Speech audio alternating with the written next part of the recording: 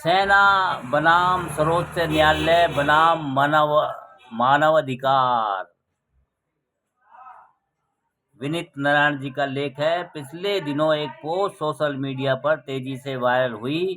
इस पोस्ट में सेवानिवृत्त कर्नल A.N. राय का बयान सेना के उस वर्ग की भावना को स्पष्ट करता है जो लगातार आतंकवाद, हिंसा और राजनीतिक अस्थिरता वाले इलाकों में डटा रहता है।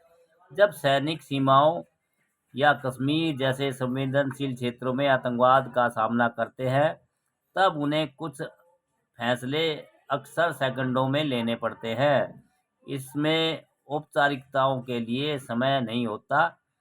जो भी निर्णय लेना होता है उन सैनिकों को दिए गए प्रशिक्षण और अपने विवेक से ही लेना पड़ता है। इस पोस्ट ने सीधे सवाल उठाया, क्या आपने कभी अपने बेटे को खोया है? यह व्यवस्था से उपजी पीड़ा है और असंतोष की प्रामाणिक अभिव्यक्ति है। इसका मूल भाव यही है कि जब सैनिक आतंकवादियों का सामना करता है, तो वह कानून या न्यायालय की व्याख्याओं से अधिक अपने प्रशिक्षण और परिस्थितियों पर ही निर्भर करता है। बाद में उस पर अभियोग या अधिकारों के उल्लंघन का आरोप लगाना उसे अपमानजनक महसूस होता है। दूसरी ओर सर्वोच्च न्यायालय की दृष्टि संविधान की मूल भावना हर नागरिक के मौलिक अधिकार से निर्देशित होती है। न्यायालय किसी सेना या व्यक्ति का विरोध नहीं करता, बल्कि यह सुनिश्चित करता है कि राज्य की शक्ति जवाबदेही से परे न हो। कश्मीर या किसी अशांत क्षेत्र में नागरिक पर अत्याचार या फर्जी मुठभेड़ के आरोप अक्सर सामने आते हैं। यदि जांच का हक छीन लिया जाए तो लोकतंत्र संस्थाओं की पारदर्शिता पर सवाल उठेंगे। न्यायालय यह नहीं कहता कि आतंकवादी को बचाया जाए, बल्कि यह मांगता है कि निर्दोष लोग आतंकवादी समझकर मारे न जाए। यही न्याय का नैतिक आधार है। पोस्ट में आतंकवादियों के मानवाधिकार को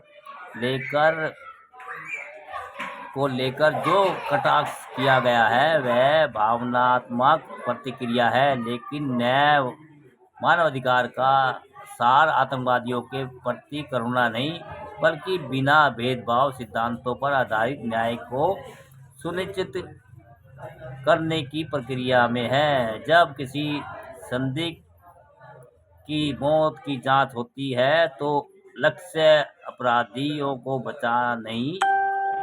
बचाना नहीं बल्कि सत्ता के दुरुपयोग को रोकना होता है।